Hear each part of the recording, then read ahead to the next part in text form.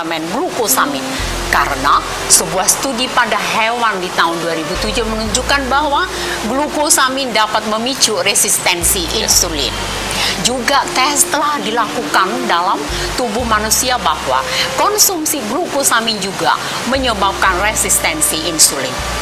Penelitian ini menyimpulkan bahwa dosis glukosamin yang disarankan pada umumnya orang yang mengkonsumsi cenderung mengurangi daya fungsi insulin. Bersamaan pula ditemukan sindrom metabolik seperti tingkat kolesterol tinggi juga bisa terjadi. Wow, kalau gitu glukosamin bukan pilihan yang aman juga dong, Dok? Ya? Jelas. Nah, saya pernah dengar, Dok, ada teman yang mengatakan kalau mengkonsumsi minyak ikan itu sebenarnya bagus untuk masalah persendian. Pendapat Anda gimana, Dok? Minyak ikan? Ya. Dari satu sudut pandang gizi, beberapa bahan dapat meredakan rasa sakit. Minyak ikan adalah nutrisi yang umumnya dianggap untuk melindungi jantung. Asam lemak omega 3 yang terdapat dalam minyak ikan dapat membantu mengurangi peradangan dan mengurangi rasa sakit yang disebabkan oleh artritis. Dalam kaitan dengan kemanjuran, sering disebut bahwa minyak ikan dapat memperbaiki sendi. Pada tahun 2008, sebuah penelitian di Australia melaporkan bahwa tidak ada bukti omega 3 asam lemak memiliki kapasitas perbaikan pada cacat cairan sinovial sehingga tidak dapat memperbaiki sendi. Jadi, minyak ikan hanya dapat membantu mengurangi peradangan saja. Tapi pemirsa perlu ingat bahwa minyak ikan yang diambil berasal dari ikan laut dan laut sudah tercemar oleh polusi. Para pemirsa harus berhati-hati memilih suplemen minyak ikan yang aman. Ini yang saya garis bawahi bahwa laut sekarang sudah kotor, Dok, terkena polusi apapun. Jadi bahwa konsumsi minyak ikan pun harus hati-hati, Dok. Harus hati-hati. Lalu saya sering melihat bahwa di mall-mall, di TV-TV itu ada semacam mesin ataupun mekanisme inframerah, Dok, ya, yang menurut konon katanya bisa mengurangi peradangan sendi. Itu seperti itu bagaimana, Dokter? Mesin-mesin inframerah seperti itu. Betul. Inframerah, betul sekali. Freddy memang banyak produk dengan teknologi inframerah. Tetapi cara kerja alat ini mengutamakan efek dari termal panas yang dihasilkan oleh penetrasi sinar inframerah ke dalam kulit, sehingga memperluas pembuluh darah untuk memperlancar peredaran darah, menimbulkan efek hangat di bagian yang disinari, membantu mengendorkan otot-otot dan akhirnya mengurangi rasa nyeri. Namun alat ini tidaklah murah dan pemirsa harus berhati-hati karena kerangka kadangkala terjadi kasus luka bakar yang disebabkan oleh produk tersebut. Selain itu, beberapa penelitian telah melaporkan bahwa inframerah akan membuat tubuh memproduksi lebih banyak radikal bebas dan akan mempercepat proses penuaan. Wow, berarti ini juga bukan satu hal yang aman walaupun bayarnya mahal atau belinya mahal ya, Dokter, ya. Pemirsa, jelas sudah penyakit ini sangat mempengaruhi kualitas hidup penderitanya. Berbagai jenis terapi yang sangat maju bahkan sudah umum dilakukan di Indonesia, namun tetap tidak memberikan solusi akhir yang baik, yang mana tidak dapat dipertahankan sepanjang usia penderitanya. Lalu, apa yang seharusnya dilakukan oleh penderita degenerasi sendi ini agar bisa pulih kembali, normal kembali? Jawabannya akan Anda dapatkan setelah yang satu ini bersama S-High Talk. Pertama, kita harus ingat adalah penyakit degenerasi sendi merupakan masalah proses penuaan yang mulai muncul kira-kira pada usia 45 tahun ke atas. Kedua, kita dapat mengupayakan agar persendian tubuh tetap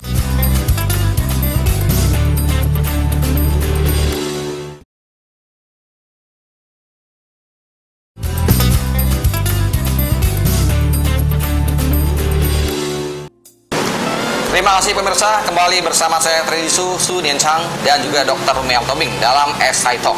Pemirsa, secara prinsip pengobatan degenerasi sendi ini hendaknya mampu menghentikan proses peradangan atau yang disebut dengan inflamasi, di mana keadaan ini yang menimbulkan gangguan nyeri yang amat sangat dan sangat menyiksa penderitanya. Bagaimana cara-cara yang ditempuh oleh seseorang penderita untuk mengatasi penyakit ini?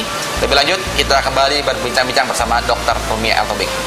Dok, cara yang baik nih dok nih, agar kita bisa tahu bagaimana mencegah ataupun menghindari penyakit degenerasi sendi ini gimana dok?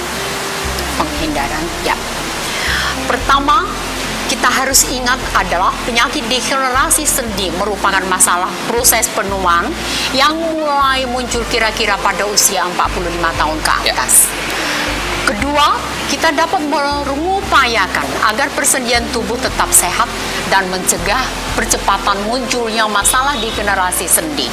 Caranya dengan menghindari faktor-faktor penyebab seperti rokok, alkohol, cara hidup yang tidak sehat, mengurangi kegiatan dengan aktivitas fisik yang terlalu berat, memperhatikan asupan nutrisi makanan yang sehat, serta berolahraga secara teratur.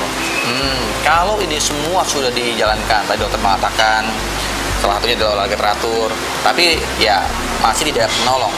Apa yang bisa direkomendasikan untuk pemirsa dok? Kami merekomendasikan kolagen hidrolisat untuk dikonsumsi harian oleh pasien secara berkelanjutan sehingga proses regenerasi selalu dapat berlangsung untuk seterusnya. Kolagen adalah campuran heterogen protein yang berasal dari kulit dan sumsum tulang sapi sehingga memperoleh ekstrak kolagen dengan molekul kimiawi yang berat jenisnya sama dengan kolagen alami yang terdapat dalam tubuh manusia. Peptida gelatin yang dihidrolisa ulang menghasilkan jenis gelatin paling murni yang dapat langsung dikenali oleh enzim-enzim pelaksana proses regenerasi sel dalam tubuh. Melalui lintas pencernaan biasa, hasilnya kolagen hidrolisa ini dapat langsung terserap secara infiltrasi ke dalam ruang-ruang antar sel untuk selanjutnya bekerja sebagai kolagen murni untuk membangun pertumbuhan sel-sel baru. Proses ini memungkinkan serapan kolagen hidrolisat berlangsung efektif hampir 100% tanpa ada terbuang. Kebutuhan tubuh manusia untuk mengalami proses regenerasi sel sangat menunjang pada kebutuhan jaringan tulang, persendian maupun kulit. Tadi dokter kan sempat mengatakan ada semacam gelatin dok ya, gelatin hidrolisat dok. Ini cara kerjanya bagaimana dok? Gelatin hidrolisat ini bisa memperbaiki keadaan sendi yang memang sudah rusak akibat degenerasi dok. Ya, kolagen hidrolisat bekerja bersama dalam ikatan kimiawi yang solid dengan magnesium, kalsium, zinc, dan vitamin kompleks.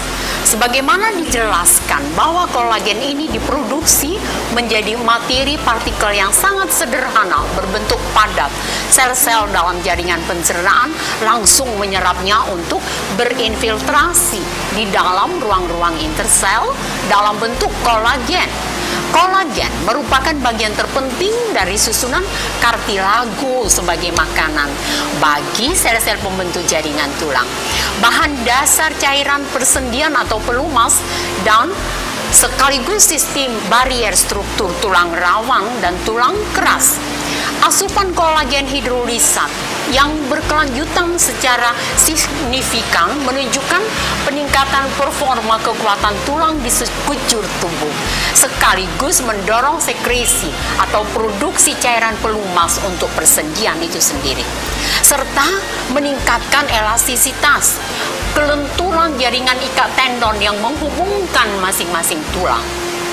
Ya, sangat jelas sekali dokter. Jadi intinya bahwa apa yang disampaikan tentunya semoga pemirsa pun bisa menangkap semua, dan itu adalah penjelasan dari Dr. Rumia L. Tobing tentang pengobatan yang efektif untuk mengatasi degenerasi sendi. Setelah ini tentu kita akan kedatangan Bapak Kristo selaku Research and Development Controller dari Scientist Home Indonesia, di mana Bapak Kristo akan menjelaskan tentang produk dari SHI tentunya yang bisa memberikan solusi dan digunakan untuk mengatasi degenerasi sendi. Jadi pastikan tetap bersama kami. Setelah yang satu ini kami kembali di SHI Talk. Kami di klinik Scientist Home akan merekomendasikan para pemirsa yang mengalami degenerasi sendi untuk mengkonsumsi gelatin hidrolisat. Gelatin hidrolisat. Gelatin hidrolisat. Bentuknya Pak Kristo? Ya, seperti ini. Bisa dilihat. Oke, bentuknya seperti ini pemirsa. Ya, berarti ini